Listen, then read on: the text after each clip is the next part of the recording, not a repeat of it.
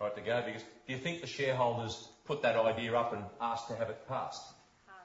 Hardly. Yeah, that came from the management layer. So at this stage, they've got their own problems, or at least the owners of the business do. By now, the products, they've broadened the range, they've lowered the prices, they've raised the entry bar for competition. We're that big, no one can get near us. Process, the economies of scale and the research and development resources. So Holden put out plenty of cars. You can't build one in your backyard. You've been there too long. They've got the resources to do this. Research and development. I did some work for Robert Bosch Australia the other day. Who knows the company? Okay. They are the number one this year, the number one automotive parts manufacturer in the world. That's one claim to fame. The next claim to fame is they are the largest private company in the world, owned by the Bosch family. And the other interesting thing is that they patent 13 inventions a working day. So what's your chance of building your next Mercedes-Benz in competition with them? So they've raised the bar to the point where it's out of sight for most of us in terms of competing in their marketplace. Systems, there are formal and professional systems that run the business. The joint decision making by equity investors, if they're lucky, but generally the decisions are really made by the executive. The focus is on lower cost, raise efficiency, and make it harder and harder and harder for people to compete with us. And capital is retained earnings. They actually plan their profits, they hold them back in the company, and they fund the next development, or they do it through shareholders. If you've got 10 million shareholders and you need an extra $30 million, what do? You tap them each for $3. It's that easy.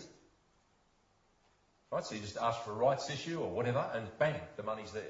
So they've got huge resources at this level, if you get there. And the threat is inertia. That's interesting, inertia. There's also the risk of bureaucracy, because the people running the business aren't the owners of the business, so they feather their own nests. Complacency. We're so big, nothing would ever sink us. Captain Titanic. And also, I think the last couple of companies that said that were people like Polaroid, when they saw the Casio digital camera about 6 years ago. Polaroid were a multi-billion dollar, multi-million dollar, multinational company. Where are they now? Disappeared. Right, they're gone. The name's owned by Hagemeyer in Germany. The company's no longer disappeared. Right, the tip of the iceberg, that was the digital photography revolution. They missed it. And the other thing they missed was what business they were in. What business were they in? Polaroid, you remember Click? We've got a picture straight away. What business were they in? Instant. They thought they were instant photos, right? So I'll take that. That's not bad coming from a member of the public, but these guys actually were in the business. Now, what were they really in? Images, to a degree. For what purpose? Memories. They were in the business of instant memories. And they thought they were in instant photographs. And they weren't.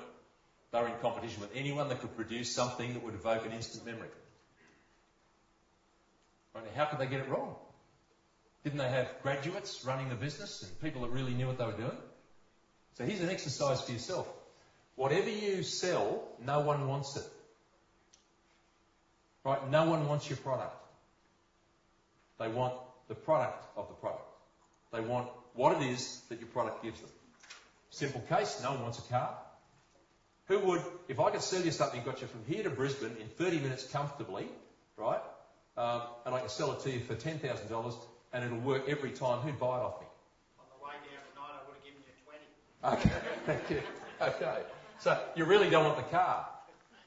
You might want prestige, so if I could sell you something that will give you enormous prestige in the eyes of your neighbours and get you to Brisbane quickly, would you buy it? So whatever it is that the car represents to you, you don't want the car.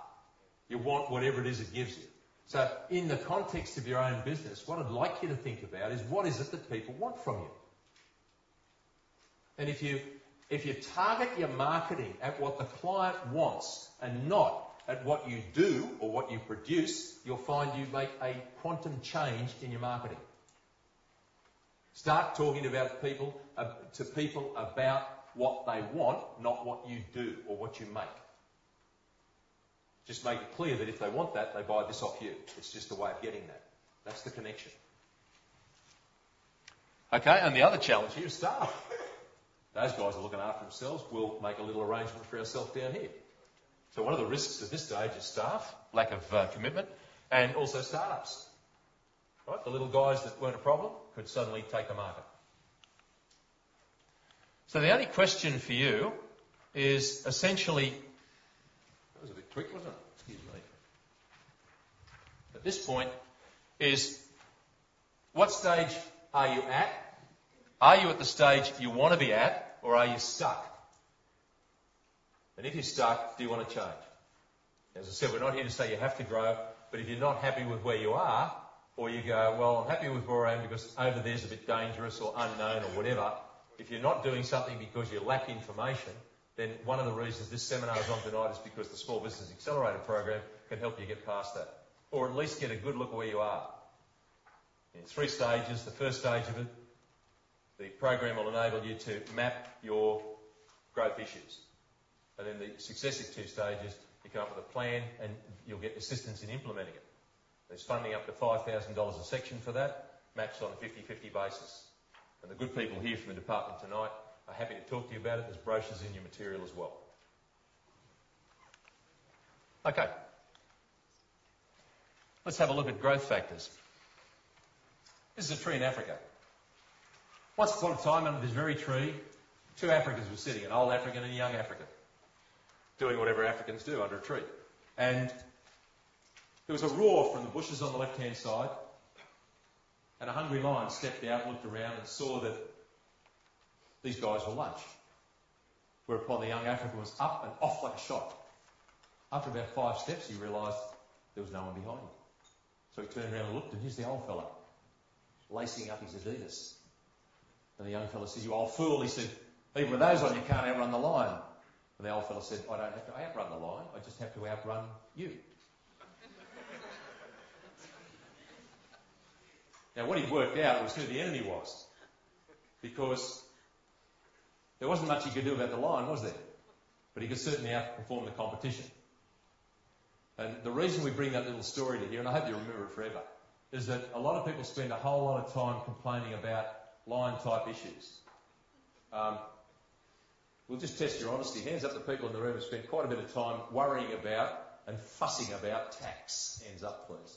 We'll just test you. There's 7 honest people in the room. The rest of you, I don't know what you're doing here. There's a church over the road. I suggest you make a stop on the way home. All right, so the fact about tax is there's only one way in Australia. Actually, there's 2 ways in Australia not to pay tax. Right? One way is to not make any money. Right? How many people in the room are accountants, please? Okay, so you guys have entered into a conspiracy sometimes, not you people here, the other people out there, have entered into a conspiracy with small business in Australia to not pay any tax, and the easiest way to do that is not make any money. So a lot of small businesses don't make much money, and they think it's good not to pay tax. The other way to not pay tax is tell lies, in which case you get a free holiday at the expense of the state. So, but Dick Smith had the right idea. When he started Australia, Dick Smith Australian Foods, he said, our aim in the first year is to pay $1 million in tax. Now, why would he do that? Yeah, if he paid $1 million in tax, it means he got to keep about 2.3 million. I still can't believe he called the matches dickheads, but that's another story.